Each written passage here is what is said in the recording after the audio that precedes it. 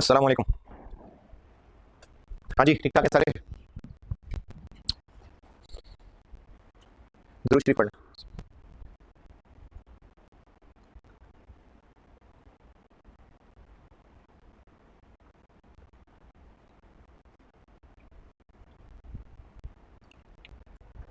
जी, कल एक सवाल दिया था, मॉडर्न डिस्ट्रीब्यूटर्स लिमिटेड होमवर्क किया होगा, होना चाहिए था। चलिए मैं डिस्कस करता हूँ।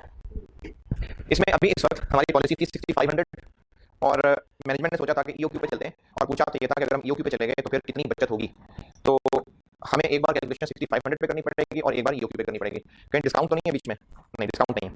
तो हमें दो ओक्यूज पे, एक 6500 पे और एक ईओक्यू पे, टोटल ऑर्डर कॉस्ट निकालनी है और टोटल होल्डिंग कॉस्ट निकालनी है। इसमें एक एक दो ही मेरे ख्याल में पॉइंट्स थे इसमें, बहरहाल डिस्कस तो मैं सारे कर रहा हूँ। ईओक्यू निकालनी पड़ेगी, तो पहले हम ईओक्यू पे आते हैं। ईओक्यू ईओक्यू का फार्मूला है 2 into annual demand into order cost per order over holding cost per unit per year. Annual demand नहीं दी हुई, दी हुई नहीं दी हुई। एनुअल डिमांड मुल्क की बताइए कि पूरी कंट्री में एनुअल डिमांड कितनी है, तो उसमें हमारा हिस्सा कितना है? 32.5%। तो हमें तो अपने से कंसर्न है, तो पूरे मुल्क में डिमांड अगर 240,000 है, लेकिन हमारा अगर 32.5% है, तो अपना हिस्सा निकालेंगे, मल्टीप्लाई करके कितना आ जाएगा? 78,000। तो ये तो हम अपनी प्लानिंग कर रहे हैं, पूरे मुल्क की प्लानिंग थोड़ी कर रहे हैं। तो हमारे लिए 78,000 कंसर्न। फिर उसके बाद ऑर्डर कॉस्ट नहीं पता। होल्डिंग कॉस्ट, एक तो होल्डिंग कॉस्ट नजर आ रही है पॉइंट नंबर 5 में कि 1% है, तो 1% किसका? मटेरियल कितने का मिलता है, मटेरियल कितने का मिलता है ये नहीं पता। अब हम डिस्ट्रीब्यूटर हैं और इस वक्त जो सवाल सॉल्व हो रहा है ना, सवाल की पहली लाइन से पता चल रहा है और दरमियान में भी कि हम कार्ल्टन की बात कर रहे हैं। हम मल्टीपल प्रोडक्ट्स बेचते हैं, लेकिन अभी हम इस वक्त सिर्फ कार्ल्टन की बात कर रहे हैं। तो कार्ल्टन एक ऐसा प्रोडक्ट है जिसके लिए कैलकुलेशन हो रही है। तो कार्ल्टन की जो डिमांड है 78,000 है, ऑर्डर कॉस्ट पर ऑर्डर नहीं दी हुई, पॉइंट नंबर 3 उसमें से निकालनी पड़ेगी। Holding cost per unit, holding cost per unit भी निकालनी पड़ेगी। वैसे तो मैं यहीं पर ब्रैकेट में कर सकता हूँ, लेकिन चलिए आपको अलग अलग समझा देता हूँ। पहले आसान होल्डिंग कॉस्ट पे आते हैं। होल्डिंग कॉस्ट परचेज कॉस्ट का 1% है। परचेज कॉस्ट कैसे है वो भी नहीं दी हुई, लेकिन हमें ये पता है कि हम ट्रेडिंग बिजनेस कर रहे हैं और जो प्रोडक्ट बेचते हैं हम इस पे 25% मार्जिन कमाते हैं। मार्जिन कमाते हैं कि मार्कअप कमाते हैं? मार्कअप कमाते हैं। ये जो 25% ऑफ कॉस्ट है ना, ये मार्कअप है। बेशक वर्ड मार्जिन लिखा है, लेकिन चूंकि 25% ऑफ कॉस्ट है तो ये मार्कअप है। तो हमें परचेज कॉस्ट पड़ती है, सेल प्राइस क्या है? 125 और 25% मार्कअप का मतलब है कि ये 125 है, तो 100 कितना होगा? कितना?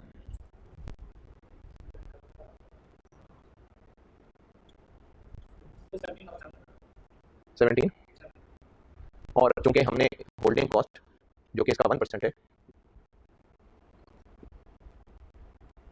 तो ये बन गया 177। ये दो अलग अलग की जरूरत नहीं है, इसी के साथ 1% लगा सकते हैं। मैं आपको सिर्फ क्योंकि मार्कअप अलग करके देना चाह रहा था, इसलिए मैंने अलग कैलकुलेट किया। तो यहाँ आ जाएगा 177 ऑर्डर कॉस्ट समझ लें। ये थोड़ा सा इसमें 11 पॉइंट था, थोड़ा ज्यादा नहीं था। Purchasing department, procurement department, ordering department सब एक ही बात है। परचेजिंग डिपार्टमेंट का क्या काम है? ऑर्डर प्लेस करना। अब यहाँ पर ना एग्जामिनर ने फिक्स्ड और वेरिएबल का कॉन्सेप्ट इस्तेमाल किया है। वेरिएबल कॉस्ट क्या होती है? किसी भी डिपार्टमेंट की, किसी भी एक्टिविटी की फिक्स कॉस्ट होती है। नहीं, दोबारा सुने। अगर हम पूरी फैक्ट्री की बात कर रहे हैं तो उसमें वेरिएबल फिक्स का क्राइटेरिया और है। अगर हम किसी एक डिपार्टमेंट की बात कर रहे हैं तो क्राइटेरिया और है। अगर हम एक डिपार्टमेंट की बात कर रहे हैं तो जो उस डिपार्टमेंट की कोर एक्टिविटी है, जैसे फोटोकॉपी डिपार्टमेंट की एक्टिविटी क्या है? फोटोकॉपीज होना। प्रोडक्शन डिपार्टमेंट की एक्टिविटी क्या है? प्रोडक्शन होना। ऑर्डरिंग डिपार्टमेंट की एक्टिविटी क्या है? ऑर्डर प्लेस होना।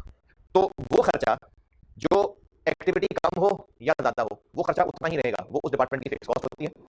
और एक्टिविटी कम हो तो खर्चा टोटल कम होगा, एक्टिविटी ज्यादा हो तो टोटल खर्चा ज्यादा होगा, ये उसकी वेरिएबल कॉस्ट होती है। तो हमने ऑर्डरिंग डिपार्टमेंट की सारी कॉस्ट यहां कंसीडर करनी है, सारी ऑर्डर कॉस्ट कंसीडर करनी है या रेलेवेंट वाली? क्या हमने सारी ऑर्डर कॉस्ट यहां कंसीडर करनी है? इन सवालों के अंदर हम होल्डिंग कॉस्ट और ऑर्डर कॉस्ट सारी कंसीडर कर रहे होते हैं, या सिर्फ रेलेवेंट वाली? तो रेलेवेंट क्या है? जो नंबर ऑफ ऑर्डर्स कम ज्यादा होने से वेरी करेगी, यानी ऑर्डरिंग डिपार्टमेंट की वेरिएबल कॉस्ट एक रेलेवेंट ऑर्डर कॉस्ट है। ये बात दोबारा सुने। किसी भी डिपार्टमेंट की कोई ना कोई कोर एक्टिविटी होती है। चलिए ऑर्डरिंग डिपार्टमेंट की बात करते हैं। Ordering department, procurement department, purchase department एक ही बात है। इस डिपार्टमेंट की कोर एक्टिविटी क्या है? इस डिपार्टमेंट की जिंदगी का मेन मकसद क्या है? ऑर्डर प्लेस करना ही है ना। तो किसी भी, इसी तरह सेल्स डिपार्टमेंट है, कोर एक्टिविटी क्या है? सेल्स करना। प्रिंटिंग डिपार्टमेंट है, कोर एक्टिविटी क्या है? प्रिंटिंग करना। टीचिंग डिपार्टमेंट है, टीचर्स, टीचिंग डिपार्टमेंट है, क्या कोर एक्टिविटी है? टीच करना, लेक्चर्स डिलीवर करना। तो हर डिपार्टमेंट की कोई कोर एक्टिविटी है। तो उस डिपार्टमेंट के वो खर्चे जो कोर एक्टिविटी से लिंक नहीं है, यानी कोर एक्टिविटी हो ना हो, ज्यादा हो कम हो, जो खर्चे सेम रहेंगे वो फिक्स्ड हैं। जैसे सेल्स डिपार्टमेंट, अगर कहीं हमने रेंट पे जगह ली हुई है तो उस डिपार्टमेंट का रेंट, सेल्स हो या ना हो, रेंट देना पड़ेगा कि नहीं? तो वो सेल्स डिपार्टमेंट का फिक्स खर्चा है। इसी तरह हमने सेल्स स्टाफ रखा हुआ 15 लोग, वो 15 लोग ज्यादा सेल्स करें कम सेल्स करें, तनख्वाहें उनको देनी है, तो उस डिपार्टमेंट की सैलरीज फिक्स्ड है कि वेरिएबल है? फिक्स्ड है। लेकिन अगर उन लोगों को हमने कमीशन देना है, जितने यूनिट्स बेचोगे 2 रुपए पर यूनिट कमीशन मिलेगा। अब उस सेल्स डिपार्टमेंट का कमीशन वेरिएबल है, फिक्स्ड है, क्योंकि सेल्स ज्यादा होंगी तो कमीशन ज्यादा देना पड़ेगा, सेल्स कम होगी तो कमीशन कम देना पड़ेगा। तो किसी भी डिपार्टमेंट की वेरिएबल कॉस्ट होती है जो डिपार्टमेंट की कोर एक्टिविटी से लिंक होती है, जब एक्टिविटी ज्यादा होगी तो खर्चा ज्यादा होगा, एक्टिविटी कम होगी तो खर्चा कम होगा, ये उसकी वेरिएबल कॉस्ट होती है। ये मैंने पहले लेक्चर में बताया था आपको। अब यहाँ पर बात वेरिएबल फिक्स की नहीं हो रही, यहाँ पर बात हो रही है रेलेवेंट की। तो हमने यहाँ पर ऑर्डर कॉस्ट की मैंने आपको पहली क्लास, चैप्टर की पहली क्लास में एग्जांपल्स दिखाई थी। उसमें ऑर्डरिंग डिपार्टमेंट के एक्सपेंसेस भी थे, ट्रांसपोर्टेशन भी थी, इंश्योरेंस भी थी रास्ते की, लेकिन जरूरी नहीं है कि हर order cost relevant order cost होगी, हमें सिर्फ रेलेवेंट चाहिए। अब जो ऑर्डरिंग डिपार्टमेंट की वेरिएबल कॉस्ट है वो कौन सी कॉस्ट होगी? जो नंबर ऑफ ऑर्डर ज्यादा होने से ज्यादा होगी, नंबर ऑफ ऑर्डर कम होने से कम होगी, तो इसका मतलब रेलेवेंट हुई है ना वो। तो आप इस चीज को लिख लें अपने पास कि जो ऑर्डरिंग डिपार्टमेंट की वेरिएबल कॉस्ट है, जो ऑर्डरिंग डिपार्टमेंट की वेरिएबल कॉस्ट है वो एक रेलेवेंट ऑर्डर कॉस्ट होती है।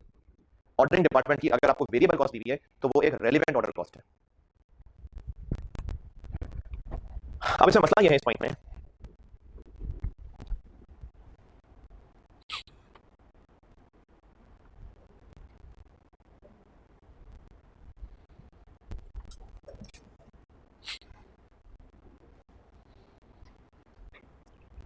अब इस पॉइंट में मसला यह है कि हम इस वक्त सवाल सॉल्व करें कार्ल्टन का, और आपको कार्ल्टन की जो ऑर्डर कॉस्ट बताई है वो कार्ल्टन की नहीं बताई, पूरे डिपार्टमेंट की बताई है। कहा यह हुआ है कि पूरे डिपार्टमेंट की जो ऑर्डरिंग कॉस्ट है, वेरिएबल कॉस्ट, वो है 422,400, लेकिन ये पूरे डिपार्टमेंट की है। हमें इस पर कंसर्न सिर्फ कार्ल्टन से है, और कार्ल्टन की इनमें से कितनी है? 10%। तो अगर हमें ये पता हो कि टोटल रेलिवेंट ऑर्डर कॉस्ट कितनी है और नंबर ऑफ ऑर्डर्स पता हो, अगर हमें ये बताओ कि साल की टोटल ऑर्डर कॉस्ट कितनी है और नंबर ऑफ ऑर्डर्स पता हो, तो इसको डिवाइड करने से क्या आ जाएगा? पूरे साल की टोटल ऑर्डर कॉस्ट पता हो और साल में कितने ऑर्डर देते हैं ये पता हो, तो क्या आ जाएगा? ऑर्डर कॉस्ट पर ऑर्डर, यही चाहिए हमें। हमें यहाँ पर ऑर्डर कॉस्ट पर ऑर्डर चाहिए, सामने में ऑर्डर कॉस्ट पर ऑर्डर आती है, तो हमें ऑर्डर कॉस्ट पर ऑर्डर चाहिए। अब आपको ये बताया हुआ है, ये मैं वर्किंग 2 कर रहा हूँ, ये मैं वर्किंग 2 कर रहा हूँ, ये इसको खींच के ऊपर लिख लेना, ये इधर है टोटल रेलेवेंट ऑर्डर कॉस्ट जो कि बताई हुई है, अगर divided by number of orders कर लें तो ऑर्डर कॉस्ट पर ऑर्डर आ जाएगी। टोटल रेलेवेंट ऑर्डर कॉस्ट बताई हुई है 422,400 का 10%, यानी 422,400 divided by number of orders. अच्छा, ये जो आपको 422,400 दी हुई है, ये वो कॉस्ट है जो अभी होती है, जो प्रेजेंटली होती है। 422,400 सारे प्रोडक्ट्स की ऑर्डर कॉस्ट है या सिर्फ कार्ल्टन की है? सिर्फ कार्ल्टन की है, क्यों? क्योंकि मैंने 10% लगा दिया, लिखा हुआ 10%। अब अगर ये ऊपर है ही सिर्फ कार्ल्टन के ऑर्डर्स की कॉस्ट, तो डिवाइडेड बाय किसके ऑर्डर्स होने चाहिए? कार्ल्टन के। अब कार्ल्टन के हम साल में कितने ऑर्डर्स करते हैं? कार्ल्टन के हम ऑर्डर्स करते हैं, कार्ल्टन के ऑर्डर्स हमें नहीं पता, लेकिन ये पता है कि एनुअल डिमांड 78,000 है और एक वक्त में कितने मंगवाते हैं? 6500 दिया हुआ है। तो अगर हम 78,000 को डिवाइड कर लें 6500 से, कितना? तो 12 हम इस वक्त ऑर्डर्स किया करते हैं, ये वर्किंग 2.1 हम अभी इस वक्त कार्ल्टन के 12 ऑर्डर एक साल में किया करते हैं, तो पर ऑर्डर कॉस्ट कितनी आती है?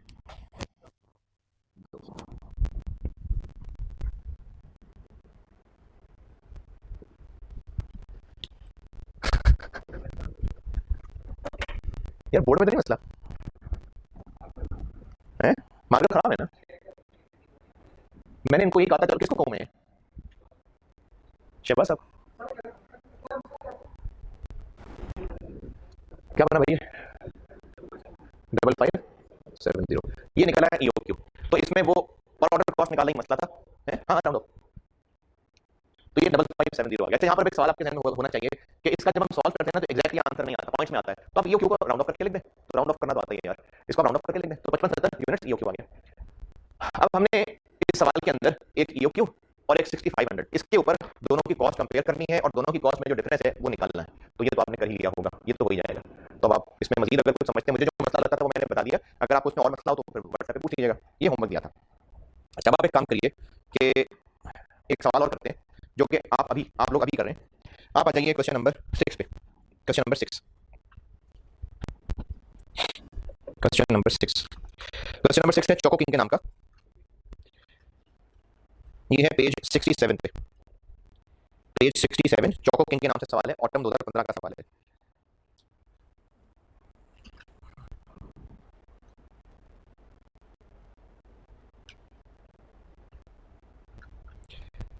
चोको किंग के नाम से ऑटम 15 का सवाल है, पेज 67।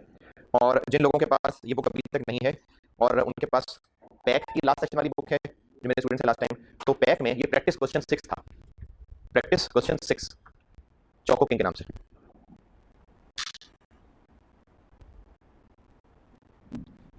आई गैप का नए क्वेश्चन में से देखना चाहते हैं, वहां से भी बता देता हूँ।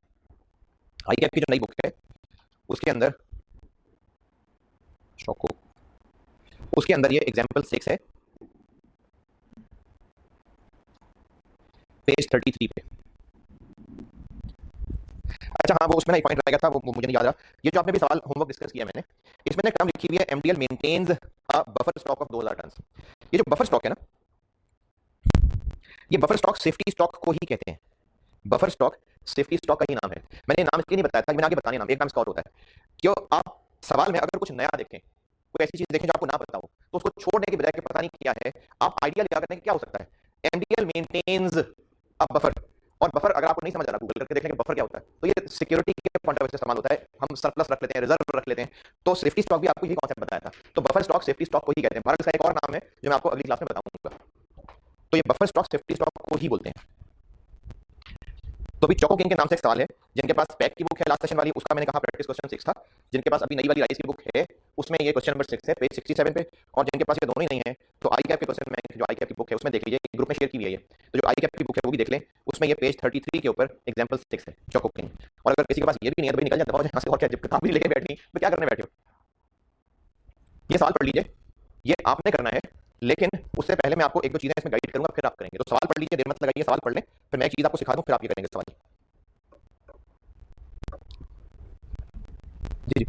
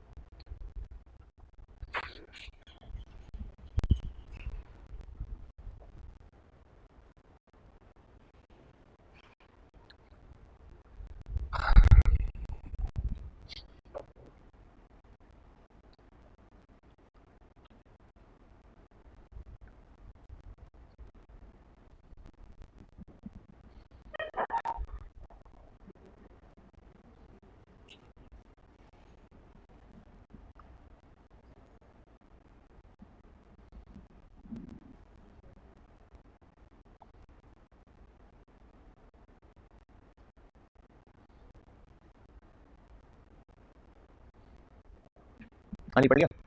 अच्छा, इस सवाल पे मैं आपको एक पॉइंट समझा दूं, उसके बाद फिर आप ये सवाल खुद कर रहे हैं। आसान है, आप कर लेंगे। जो होमवर्क दिया था ना कार्टन वाला, तकरीबन उससे मिलता जुलता एक पॉइंट है, लेकिन आप अभी कर रहे होंगे, करेंगे तो मैं डिस्कस करूंगा। एक पॉइंट भारत समझ लें, इसमें एक पॉइंट लिखा हुआ है लॉसेस का। ये बहुत आसान सी बात है, जब आप प्रोसेस कॉस्टिंग पढ़ चुके होंगे तो इस तरह के मसले तो ऐसे हल कर लिया करेंगे। चूंकि प्रोसेस कॉस्टिंग अभी पढ़ी नहीं है, इसलिए लॉस वाली बात मैं बता रहा हूँ आपको, वरना प्रोसेस कॉस्टिंग में लॉसेस आप बड़े आराम से कर चुके होंगे। एक मशीन है, चले एक कढ़ाया है, उसके अंदर हम दूध, कोको पाउडर, चीनी, पानी, पता नहीं क्या क्या डालते हैं, और वो सब इसमें पकता रहता है, और पकने के बाद इससे चॉकलेट बन जाती है। हमारा बिजनेस है, हम चॉकलेट्स बनाते हैं। तो हम जो चॉकलेट्स बनाते हैं, मैं आसानी के लिए कह रहा हूँ, कढ़ाया है, उस कढ़ाई के अंदर कोको पाउडर, दूध, चीनी वगैरह जो कुछ भी डाल के उसको पकाते रहते हैं, पकाते रहते हैं, पकाते रहते हैं, और फिर चॉकलेट बन जाती है। अब आप बेशक बॉयज हैं, इतनी अकल तो आप में भी होगी, जो गर्ल्स हैं उनको पता होगा, जो बॉयज अगर किसी भी तरह हॉस्टल में अपनी कुकिंग खुद करते रहे, नहीं भी तो इतना तो कॉन्सेप्ट होगा कि जब कोई चीज पक रही होती है, तो पकने के बाद उसका वजन कम रह जाता है, क्योंकि उस पकने वाली चीज के अंदर जो भी नमी थी वो तो एवापोरेट हो जाती है, तो पकने के बाद वजन कम रह जाता है। तो जो चॉकलेट बनती है, साल में हम चॉकलेट बनाएंगे 80,000 किलो। ये सवाल में लिखा हुआ है कि हम जो चॉकलेट बनाएंगे साल में, जो बनाते हैं वो 80,000 किलो बनाते हैं। अच्छा, ये चॉकलेट 80,000 किलो है, जो इस चॉकलेट को पकाने के लिए कढ़ाई में सामान डाला जाता है वो भी 80,000 किलो है। नहीं, यहां पर हो जाता है 4% लॉस। अगर हम 100 किलो डालते होंगे, 100 किलो इन करते होंगे, तो चॉकलेट कितनी बनती होगी? 96 किलो। क्योंकि जो इनपुट होता है, वैसे कह रहा हूं, अगर 100 किलो डालते होंगे तो 4 किलो सड़ जाता होगा, उड़ जाता होगा, 96 किलो बच जाता होगा। तो अगर 80,000 किलो 96% है, तो इनपुट कितना था, कैसे निकालेंगे? 80,000 डिवाइडेड बाय 96%, क्योंकि इनपुट का ये 96% था। देखें इनपुट में 4% नुकसान हो गया तो बाकी 96 रह गया ना। फिर तो ये जो 80,000 किलो है ये 96% है। तो फिर ये जितने इनपुट थे, ये अगर 80,000 96% है तो पूरा इनपुट कितना था? 83,333। और यहाँ पे चलता जा रहा होगा। हमने जो सामान कढ़ाई में डाला था चॉकलेट पकाने के लिए वो इतना किलो था। हम इस सारे सामान की भी इस्तेमाल में बात कर रहे हैं, चीनी, दूध, फलाना केमिकल। फिर किसकी बात कर रहे हैं? सिर्फ कोको पाउडर की। इस सामान में से 90% कोको पाउडर होता है। यानी कढ़ाई में जो सारा का सारा 83,333 किलो डाला जाता है, इसमें से 90% कोको पाउडर होता है। कितना कितना 75। तो अगर हमें साल में 80,000 किलो चॉकलेट्स बनानी है, ये मैं आ रहा हूँ, अगर हमें साल में 80,000 किलो चॉकलेट्स बनानी है तो हमें साल में कितना कोको पाउडर चाहिए?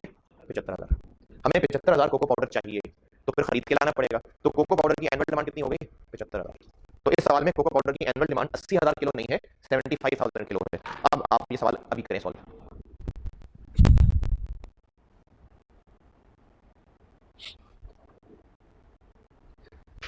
इस सवाल को आप लोग अभी सॉल्व कर रहे हैं, मैं उसके बाद करता हूँ डिस्कस।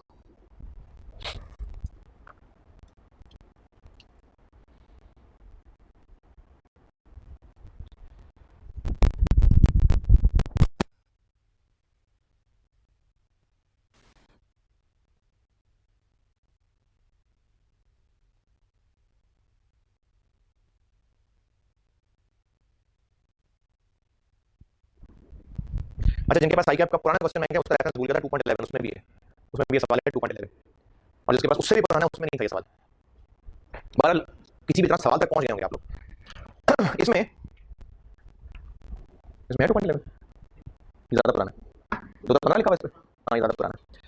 इस सवाल में पार्ट ए में कहा हुआ है कि ईओक्यू निकाल दें, तो उस ईओक्यू निकालने के लिए फॉर्मूले की चीजें पूरी करनी है। एनुअल डिमांड मैंने आपको समझा दी, टू आपको पता क्या होता है, इनटू ऑर्डर कॉस्ट। अब यहाँ पर कार्टेन की तरह का एक पॉइंट है लेकिन थोड़ा सा डिफरेंट है। इसको समझाने के लिए एक बात सुने, एक मिसाल डिफरेंट समझा रहा हूं। अगर टोटल 10,000 कॉपीज करवानी पड़ी कॉलेज को और इन 10,000 में से 9,000 कॉपीज कॉस्ट की थी और 1,000 कॉपीज ब्लेड से FR2 की थी। एक कॉपी होती है लेट से 3 रुपए की, तो टोटल कॉपीज पे 30,000 रुपया खर्च आया। कॉस्ट की कॉपीज पे कितना खर्च आया होगा? 27,000। और FR2 की कॉपीज पे 3,000। 27,000 रुपए कॉस्ट की कॉपीज पे खर्चा है और कॉस्ट की हुई है 9,000 कॉपीज। 3,000 रुपए FR2 की कॉपीज पे खर्चा है और FR2 की हुई है 1,000 कॉपीज। एक कॉपी कितने की होती है? 3 रुपए की। अगर मैं 30,000 को डिवाइड करके पर कॉपी खर्चा निकालना चाहूं तो कैसे डिवाइड करूं? 10,000 से कि 9,000 से? 30,000। 10,000 मैंने निकालना है कि 30,000 टोटल खर्चा है तो पर कॉपी कितना खर्चा है, तो डिवाइड मैं कैसे करूं? 10,000 से ना, 3 रुपए आ जाएगा। और अगर मैं सिर्फ 27,000 इस्तेमाल करना चाहूं तो डिवाइडेड बाय, भाई सारी कॉपीज का खर्चा 30,000 तो डिवाइडेड बाय सारी कॉपीज। सिर्फ कॉस्ट की कॉपीज का खर्चा तो डिवाइडेड बाय सिर्फ कॉस्ट की कॉपीज। कितना आया? 3 रुपए। सिर्फ FR2 की कॉपीज का खर्चा डिवाइडेड बाय सिर्फ FR2 की कॉपीज 3। ये हरदम आंसर 3 क्यों आ जाता है? क्योंकि कॉपी है 3 रुपए की। अब कॉपी जब 3 रुपए की है तो क्या फर्क पड़ता है कि उसके ऊपर FR2 का सवाल है कि कॉस्ट का सवाल है? कागज तो फोटोकॉपी 3 रुपए की है। पॉइंट ये है, अगर हम सिर्फ न्यूमरेटर में, न्यूमरेटर ऊपर वाला, अगर हम न्यूमरेटर में सिर्फ कॉस्ट का खर्चा रख रहे हैं तो डिनोमिनेटर में कॉपीज भी सिर्फ कॉस्ट वाली होनी चाहिए। अगर हम न्यूमरेटर में खर्चा सारा रख रहे हैं तो डिनोमिनेटर में कॉपीज भी सारी होनी चाहिए। लॉजिकल बात है। देखिए, चाहे कॉस्ट की कॉपी हो चाहे FR2 की कॉपी हो, कॉपी 3 रुपए की होती है। अब इस सवाल पे आते हैं।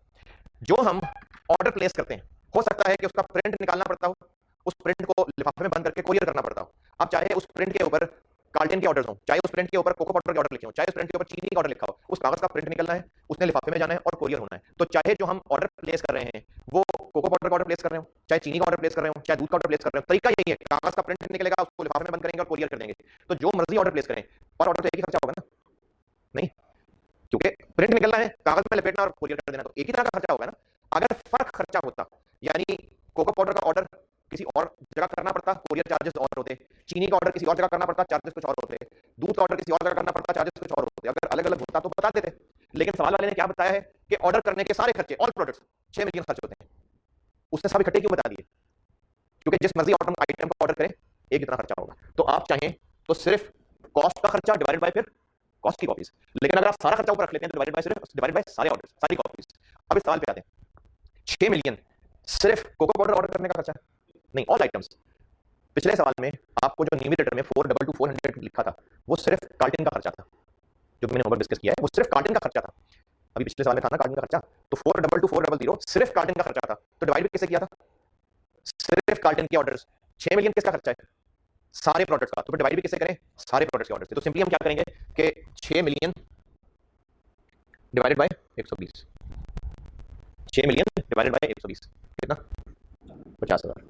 अगर आप कहेंगे नहीं सर नहीं, सिर्फ कोको पाउडर की बात करें, चलो कोको पाउडर की बात कर लें। 6 मिलियन में से कोको पाउडर के ऑर्डर कितने होंगे, 90%, 5.4 मिलियन। तो अगर न्यूमरेटर में सिर्फ कोको पाउडर का ऑर्डर का खर्चा रखना है तो डिनोमिनेटर में ऑर्डर भी किसके रखने हैं, सिर्फ कोको पाउडर के, तो वो भी फिर 120 में से 90% होंगे, इसका भी 50,000 ही आएगा। ये जो मैंने यहाँ कॉस्ट की और FR2 की कॉपीज की बात की थी, तो अगर आप न्यूमरेटर में होमवर्क वाला सवाल सिर्फ कार्टन का खर्चा रख रहे थे तो डिनोमिनेटर में सिर्फ कार्टन के ऑर्डर रखे थे, लेकिन अब अगर न्यूमरेटर में खर्चा सारा रख रहे हैं तो डिनोमिनेटर में ऑर्डर भी सारे रख रहे हैं, कोई मसला नहीं है। ऑर्डर प्लेस करने की कॉस्ट 50,000 रुपए। अब आप कहेंगे नहीं सर ये कैसे पता 50,000 सबकी सेम है, भाई सबकी सेम है तो इकट्ठे बताया हुआ है ना, वरना अलग अलग बता देता, वरना सवाल वाला कह देता कि कोको पाउडर का ऑर्डर करने में ये खर्चा आता है। अगर उसने ऑल प्रोडक्ट्स की सेम बात कर दी तो इसका मतलब जो मर्जी ऑर्डर करें सेम खर्चा होता है, तो इसलिए हमने सारा खर्चा डिवाइडेड बाय सारे प्रोडक्ट्स के सारे ऑर्डर्स, तो पर ऑर्डर कॉस्ट 50,000 रुपए निकल आई। ये ऑर्डर कॉस्ट था। होल्डिंग कॉस्ट ये भी आसान है, 20 रुपए एक है, लेकिन ये पर मंथ है, हम साल की बात कर रहे हैं। इसी तरह अदर कैरिंग कॉस्ट 5 रुपए, ये भी पर मंथ है, तो 20 और 5 25, 25 को पर मंथ से पर ईयर बनाना पड़ेगा, तो होल्डिंग कॉस्ट बनेगी। तो जब आप इसको सॉल्व करेंगे ईओक्यू के फार्मूले में डालेंगे, तो ईओक्यू के फार्मूले में 2 इंटू एनुअल डिमांड है 75,000 इंटू ऑर्डर कॉस्ट है 50,000 रुपए डिवाइडेड बाय होल्डिंग कॉस्ट 25 रुपए इंटू 12 300। तो जब इसको सॉल्व करेंगे तो ईओक्यू आ जाएगा 5,000। ये ईओक्यू है। और इसका पार्ट बी क्या पूछा हुआ है, ये जो कल हमने प्रैक्टिस की थी, कल जो क्लास में सवाल किया था बोर्ड पे ओवर लिमिटेड वाला, कि सप्लायर कह रहा है कि 7500 का ऑर्डर करोगे तो 2% डिस्काउंट ले लो। तो हम अभी हम ईओक्यू पे हैं, तो बताएं ऑर्डर एक्सेप्ट करें कि ना करें, क्या करें, एक ईओक्यू और एक 7500 इन पे कंपेयर कर लेते हैं। क्योंकि डिस्काउंट ऑफर है इसलिए total purchase cost, total order cost और टोटल होल्डिंग कॉस्ट है, और चूंकि बफर स्टॉक भी है तो जब आप होल्डिंग कॉस्ट ले रहे होंगे तो आप ले रहे होंगे ओक्यू बाय 2 और साथ ये 2000, फिर होल्डिंग कॉस्ट से मल्टीप्लाई करेंगे, क्योंकि जब सेफ्टी स्टॉक आ जाता है तो फिर एवरेज इन्वेंटरी में ओक्यू के साथ ये भी आ जाता है।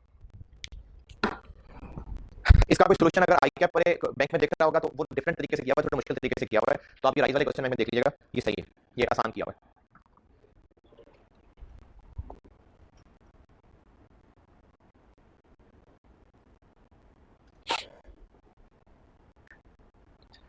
चलो जी, एक प्रैक्टिस क्वेश्चन हो गया।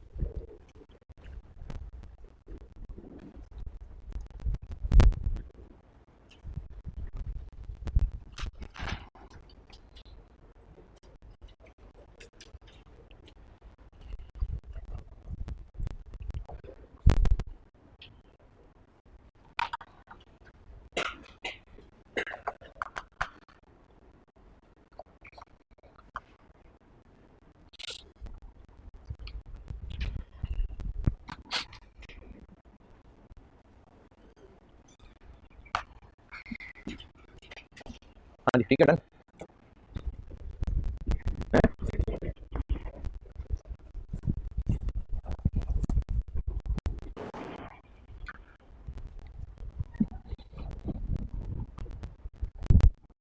हाँ जी, हो गया। चलिए आप इसका पार्ट भी कर लीजिएगा, और कुछ पूछना हो तो व्हाट्सएप पे पूछ लीजिएगा, जो मुझे मसले लगे थे मैंने बता दिए, इसके अलावा बेटा कुछ पूछना हो तो पूछ लीजिएगा। चलिए आगे चलते हैं।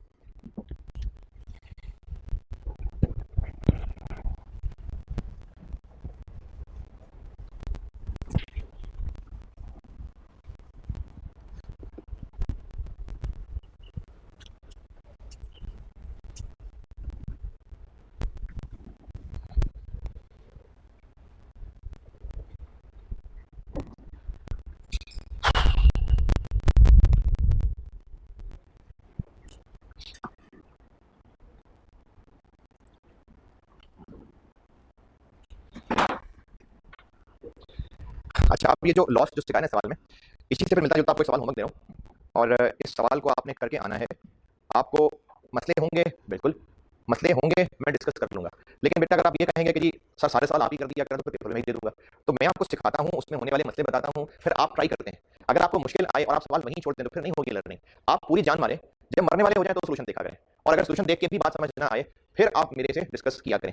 तो मैं आपको ये होमवर्क दे रहा हूँ, ये ऑटम 18 का सवाल है, जिनके पास राइस की बुक है उसमें क्वेश्चन 2 है, देखना जरा क्वेश्चन नंबर 2, ऑटम 18 है ना, हॉकी, हॉकी पाकिस्तान, हाँ जी, ये राइस की बुक में क्वेश्चन नंबर 2 है, हॉकी पाकिस्तान लिमिटेड के नाम से, ऑटम 18 का सवाल है।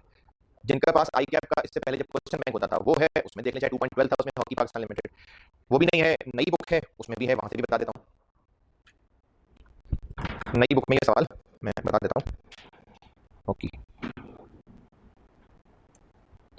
नई बुक में ये सवाल एग्जाम्पल 7 है, जो आई कैप की नई बुक है उसमें ये सवाल है एग्जाम्पल 7 पेज 34 पे। ये जो नई बुक के अंदर सवाल है ना, ये इतने अच्छे इसके इतने मैं रिकमेंड इसलिए नहीं करता क्योंकि इसमें फर्क नहीं पता चलता कि सवाल खत्म कहाँ हुआ आंसर कहाँ शुरू हुआ। ये सवाल अभी रिक्वायरमेंट लिखी नहीं होती, बस आंसर शुरू कर देते हैं, तो फिर उसमें मुश्किल हो जाती है हैंडल करना। फिर भी अगर ये आई कैप की नई बुक से सवाल देखने में किसी को मसला आया करे ना, तो मुझे व्हाट्सएप ग्रुप पे पूछ लिया करें, मैं फिर ये करूंगा कि उसमें से उतना ही स्क्रीनशॉट जहां सवाल खत्म हो रहा है वो स्क्रीनशॉट लेके वो ग्रुप में देंगे, लेकिन खैर आप समझदार बच्चे हैं, आपको पता चल जाएगा कि कहां से सॉल्यूशन शुरू हो रहा है, आप जान सकते हैं। तो राइस की बुक में क्वेश्चन नंबर 2 ऑटम 18, जिनके पास लास्ट टाइम वाली पैक की बुक है उसमें भी था, उसमें प्रैक्टिस क्वेश्चन 2 था, प्रैक्टिस क्वेश्चन 2 लास्ट टाइम की पैक की बुक है तो उसमें प्रैक्टिस क्वेश्चन 2 है ऑटम 18। अभी वाली राइस की बुक है तो उसमें भी क्वेश्चन नंबर 2 है, पेज कौन सा है 65, आई कैप से वो भी मैंने रेफरेंस बता दिया। जिनके पास लास्ट टाइम वाला क्वेश्चन बैंक है जो क्वेश्चन बैंक होता था उसमें 2.12 है हॉकी पाकिस्तान लिमिटेड, जिनके पास आई कैप की नई बुक है उसमें पेज 34 पे एग्जांपल 7 है। इतना सारा रेफरेंस बता दिया और मैं क्या बताऊं, गूगल से ज्यादा डिटेल बता दी मैंने। ये सवाल बेटा आपने करके आना है। हाँ, इसमें एक लॉस वाली बात मैं अभी डिस्कस कर लेता हूँ। आप एक काम ये करें कि इस सवाल का पहला पैराग्राफ और पॉइंट नंबर 2 पढ़ लें, फिर बताता हूँ। इस सवाल में आप पहला पैराग्राफ पढ़ें और पॉइंट नंबर 2 पढ़ें इसका, फिर मैं लॉसेस डिस्कस कर लूँ, बाकी सवाल फिर आपने करना है। पॉइंट 1 भी, सॉरी पॉइंट 1 पॉइंट 2 और पहला पैराग्राफ।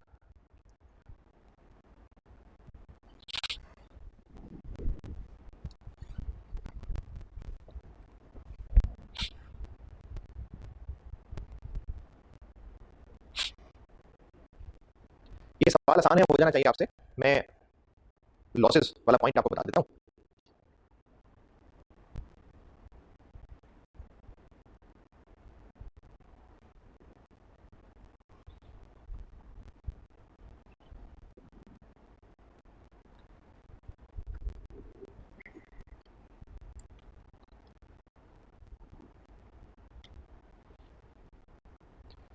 हाँ जी, पढ़ लिया तो मैं अर्ज कर दूँ।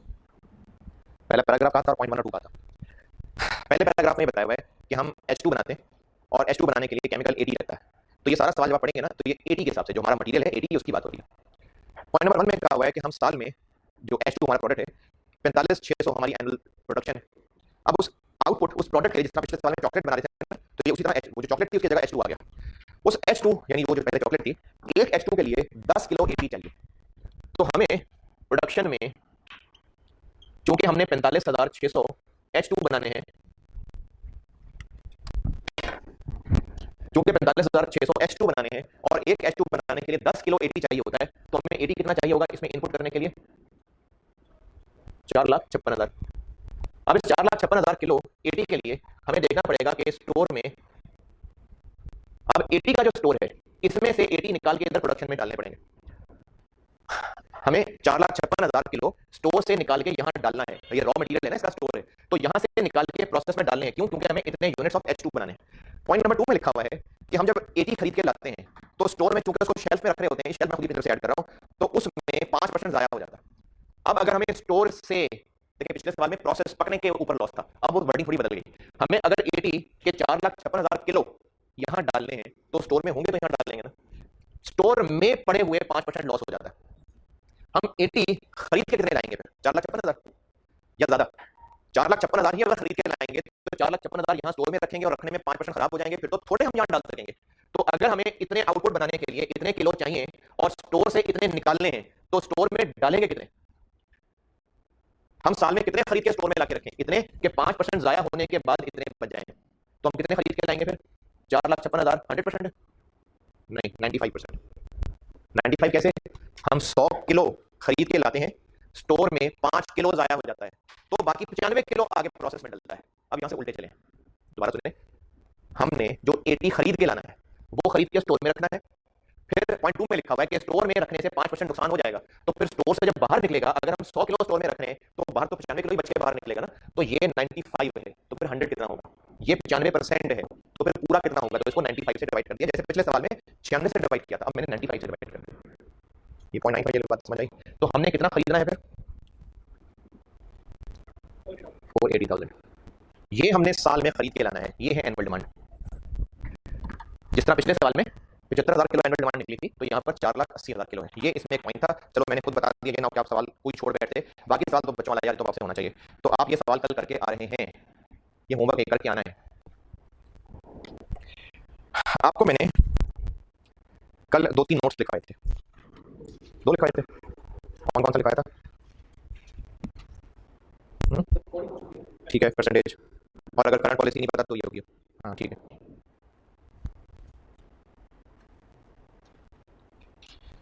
चलिए अगला पॉइंट लिखते हैं। अगला पॉइंट किस चीज का? मैं आपको जो टॉपिक बोर्ड पे पढ़ा के लिखा के नोट्स बनवा के जो बोर्ड पे बताया करूंगा वो तो हमें लिखना ही है। इसके अलावा मैं हर टॉपिक की आपको नोट्स, टिप्स, नसीहतें बताया करूंगा, ये एग्जाम में काम आएंगी बातें। तो हम लोग जो टॉपिक पढ़ रहे हैं अब तक, कल मैंने 2 नसीहतें लिखवाई थी, तो आज और मजीद लिखें।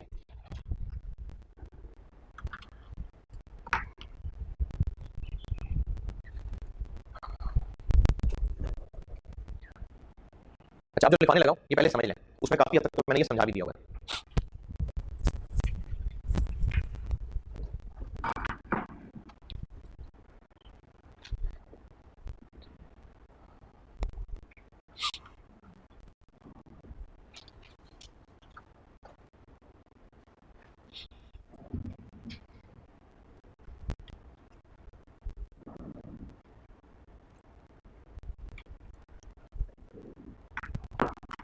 पहले समझ लें, ये जो सारा कॉन्सेप्ट है ओक्यू का, ऑर्डर क्वांटिटी, जो हम लोग पढ़ रहे हैं, क्या कॉन्सेप्ट है? ये ओक्यू क्या है जो हम निकाल रहे हैं? ये जो 4 दिन से पढ़ रहे हैं क्या है?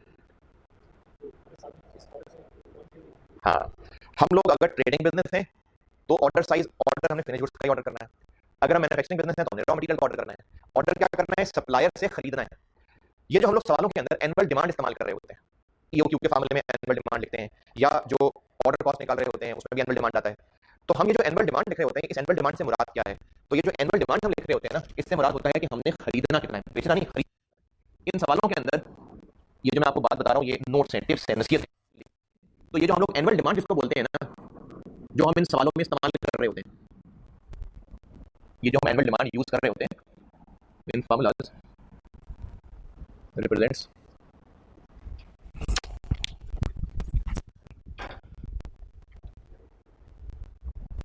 ये जो एनुअल डिमांड है, ये नोट कर रहा हूं, एनुअल परचेजेस।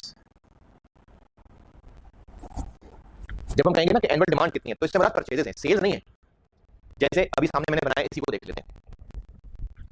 ये मैन्युफैक्चरिंग बिजनेस का सवाल था, इसमें एक रॉ मटेरियल 80 था और प्रोडक्ट H2 ये हम बनाते हैं। तो मैन्युफैक्चरिंग बिजनेस ने खरीदना क्या है? फिनिश गुड्स या रॉ मटेरियल? Raw material. अब हमने जो इस सवाल में फार्मूले लगाए, अभी आप होमवर्क करके आएंगे, लेकिन मैंने समझाया तो है। तो हमने ईओक्यू ऑर्डर कॉस्ट वगैरह वो 80 की निकालनी है, H2 की नहीं निकालनी, 80, क्योंकि खरीदना रॉ मटेरियल है। तो एनुअल डिमांड किसको कहा हमने फार्मूलों में? परचेज को। इसको एनुअल डिमांड कहा, इसको एनुअल डिमांड नहीं कहा। ये क्या है? हमने इतने प्रोडक्ट बनाने हैं, इसके लिए साल में इतने किलो इस प्रोडक्शन प्रोसेस में डालना पड़ेगा, लेकिन इतने किलो तब डालेंगे जब स्टोर में होंगे, तो स्टोर से इतने किलो निकालने के लिए हमें इतने किलो खरीदने पड़ेंगे। तो ऑर्डर जो हम सप्लायर को प्लेस करेंगे वो इसी के करेंगे ना। तो जब हम इन सवालों के अंदर एनुअल डिमांड का वर्ड यूज कर रहे होते हैं, तो इससे मुराद है वो जो हमने एनुअली परचेज करनी है, परचेज, सेल्स नहीं, परचेज। तो जो एनुअल डिमांड इन सवालों में, इन फार्मूलों में इस्तेमाल होगा, उससे मुराद है एनुअल परचेज, कि हमने परचेज कितना करना है। अब इसमें मसाइल क्या क्या हो सकते हैं? हो सकता है आपको तंग करने के लिए, तंग क्या करना है, एग्जामिनर को क्या मजा आएगा तंग करने का, ऐसे बस मुश्किल बनाने के लिए हो सकता है कि आपको परचेजेस की बजाय सेल्स दे दी हो। सेल्स आपको एक आ जाए कि अगले साल हमने सेल्स इतनी करनी है, और स्टॉक की भी इंफॉर्मेशन दी हो, सेल्स दे दी जाए और स्टॉक की भी इंफॉर्मेशन दी जाए, तो परचेजेस कैसे निकालेंगे? आपको ये पता है कि यूनिट्स की बात हो रही है, ओपनिंग के यूनिट्स, प्लस परचेजेस यूनिट्स, रुपए की बात नहीं कर रहा, minus closing is equal to sales. Annual demand किसको कह रहे हैं हम? तो अगर आपको सेल्स बता दें, क्लोजिंग यूनिट्स बता दें, ओपनिंग यूनिट्स बता दें, परचेजेस निकाल सकते हैं। तो आपको सवाल में ऐसे उलझाया जा सकता है कि आपको परचेजेस बताने की बजाय सेल्स बता दी जाए, और अगर सेल्स बता दी जाए और स्टॉक बताया जाए तो आपको परचेजेस खुद निकालनी पड़ेंगी। ये होगी एनुअल डिमांड। ये सवाल में जो मुश्किल डाली जा सकती है, ये उसकी एक शक्ल हो सकती है। तो इन क्वेश्चंस के अंदर जब हम एनुअल डिमांड, इसकी लॉजिक क्या है भाई, हम एनुअल डिमांड क्यों इस्तेमाल कर रहे हैं? ऑर्डर साइज क्या? ऑर्डर साइज जो खरीदना है, एक वक्त में कितना खरीदना है, तो बात खरीदने की हो रही है ना। तो उन फार्मूला में जो एनुअल डिमांड का वर्ड है वो परचेजेस मुराद है। इसलिए अगर आपको सवाल में परचेजेस की बजाय सेल्स बताई जाती है तो बी केयरफुल कि स्टॉक को एडजस्ट करके आपको परचेजेस खुद बनानी पड़ेंगी। ये लिखें बात, मैंने तो ये जो लिखा है ना, ये पूरा नोट करें, और जो ज़बानी बात बोली है वो भी अपने अल्फाज में लिखें, उर्दू पंजाबी पश्तो जैसे मर्जी, कि अगर आपको सवाल में सेल्स बताई जाती है, स्टॉक बताया जाता है, तो आपको परचेजेस तक खुद पहुंचना पड़ेगा और वो परचेजेस होंगी डिमांड। ये बात लिखें, भूल जाएगी फिर।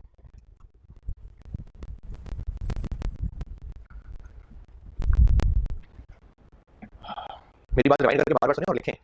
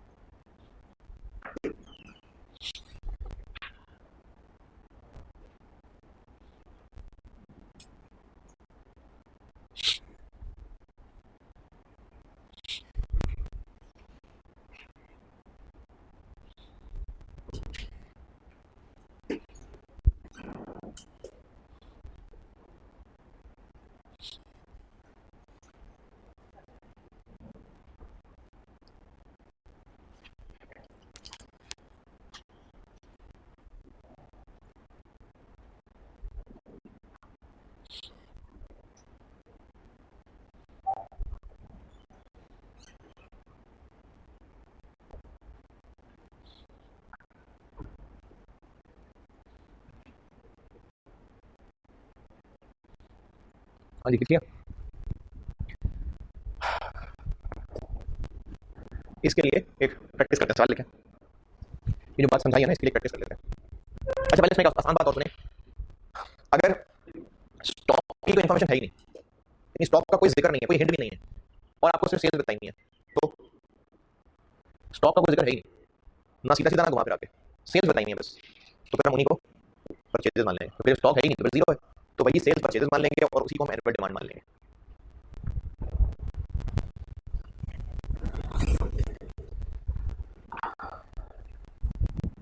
चलें सवाल लिखें। हो सकता है, हो सकता है ना स्टॉक, बिल्कुल हो सकता है। हो सकता है चीज़ें ऐसी हो जो ऑर्डर भी मंगवाई जाती हैं और स्टॉक नहीं रखते हैं। अच्छा, एक सवाल लिखिए। ये सवाल में इस चीज़ को समझाने के लिए, प्रैक्टिस कराने के लिए लिखा रहा हूँ।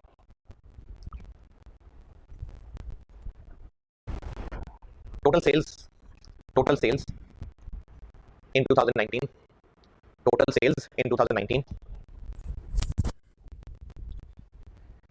84,000 units.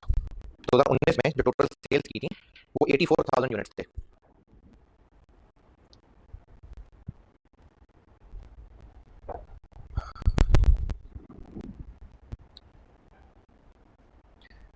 in 2019 company had a policy, company had a policy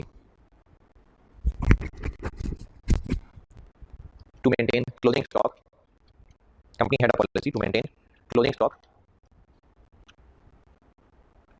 equal to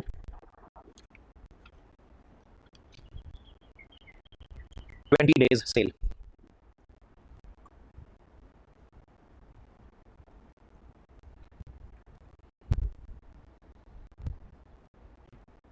बल्कि इसको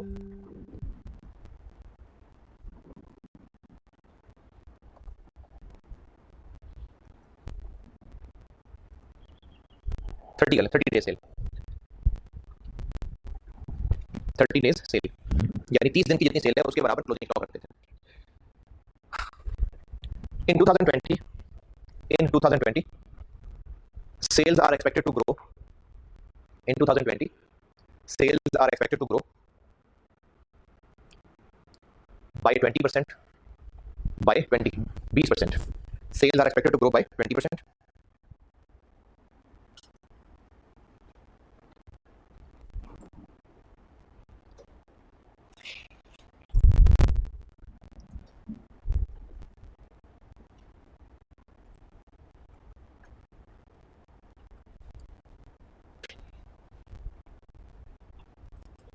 Moreover,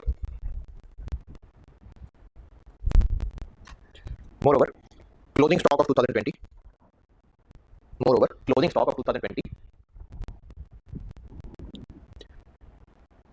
is estimated to be equal to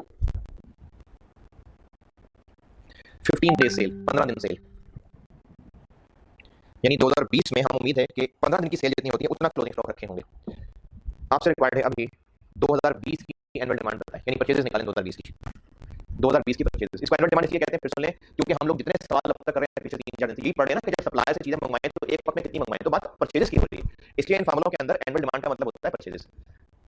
तो इस सवाल में आपको मैंने सेल्स बताई है, स्टॉक की इन्फॉर्मेशन दी है और परचेजेस बताइए। आप करिए सॉल्व।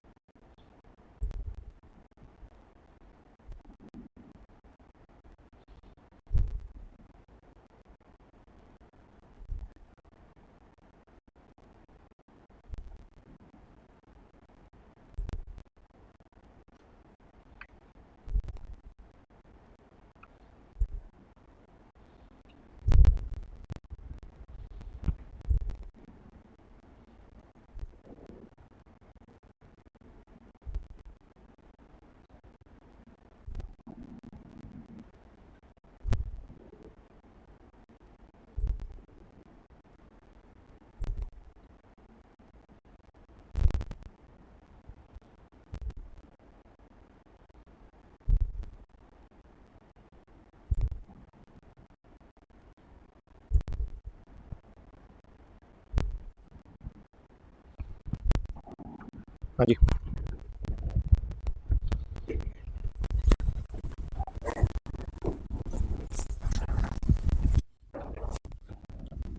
दो हजार उन्नीस में सेल्स कितनी थी बताइए। 84,000। अच्छा, साल में बाय डिफॉल्ट 360 डेज होते हैं कॉस्ट अकाउंटिंग में। एक महीने में 30 दिन और साल में कितने महीने होते हैं 12, और साल में 12 महीनों के हिसाब से 360 दिन, अनलेस कि कुछ और ना कहा हो। तो 19 का क्लोजिंग स्टॉक कितना था? 84,000 पूरे साल की सेल्स डिवाइडेड बाय 360, एक दिन की सेल इंटू 30, 7,000। ये जो लिखा था ना 30 दिन की सेल के बराबर, इसका मतलब था जो एक दिन की सेल है इंटू 30 करें तो 30 दिन की सेल हो जाएगी, उतना यूनिट्स क्लोजिंग स्टॉक में रखा होगा। 2020 में देखते हैं। 2020 में ये जो 19 का क्लोजिंग था ये 20 का ओपनिंग हो जाएगा 7,000। 19 में जो सेल्स थी 20 की सेल्स इससे कितनी ज्यादा होंगी? 20%। तो 84,000 का इंटू 1.2, 20% ज्यादा कितनी? 100,800। और 2020 में 2020 की सेल्स के कितने दिन? 15 दिन। तो 100,800 इंटू 15 बाय 360, 4200। ओपनिंग स्टॉक पता है, सेल्स पता है, क्लोजिंग स्टॉक पता है, परचेजेस निकाल सकते हैं। परचेजेस कैसे निकालें? उससे उलट चलना है, sales plus closing minus opening, 98,000, ये एनुअल डिमांड। तो आपको इस तरह से सवाल में उलझाया जा सकता है कि आप परचेजेस निकालें सेल्स से। चलें, बाकी इंशाल्लाह कल करते हैं। ये होमवर्क बेटा करके आना। और हाँ, आज की चीज़ हो गई, आज का सबक सुनते जाएं।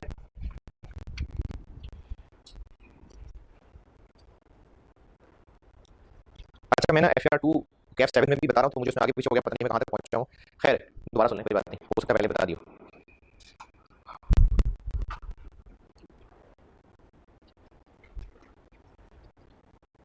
तिरमिज़ी में एक रिवायत है, सैयदना अबू दरदा रज़ियल्लाहु अन्हु से रिवायत है कि मैंने नबी सल्लल्लाहु अलैहि वसल्लम को फरमाते हुए सुना, मीज़ान में, मीज़ान यानी जो क़यामत के दिन तोला जाएगा, मीज़ान में हुस्न इखलाक से ज़्यादा भारी कोई चीज़ ना रखी जाएगी। क्योंकि हमारे बाद में अमाल तोले जाने, तो उसमें जो सबसे भारी अमल है वो हुस्न इखलाक है।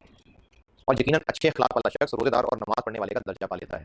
इसका मतलब ये नहीं है कि रोज़े और नमाज़ें छोड़ दें तो अच्छे अखलाक उसको कंपनसेट कर लेंगे, नहीं, ये सिर्फ सवाब की बात हो रही है कि जितना दर्जा रोज़े और नमाज पढ़ने वाले का होता है, अच्छे अखलाक वाले का फिर उतना दर्जा ही हो जाएगा। लेकिन अगर रोज़े और नमाज़ें छोड़े में उसका अलग है। तो अच्छे अखलाक के बारे में सबसे भारी जो चीज़ है वो अच्छे अखलाक हो। कल मुलाकात होगी इंशाअल्लाह। अल्लाह हाफ़िज़।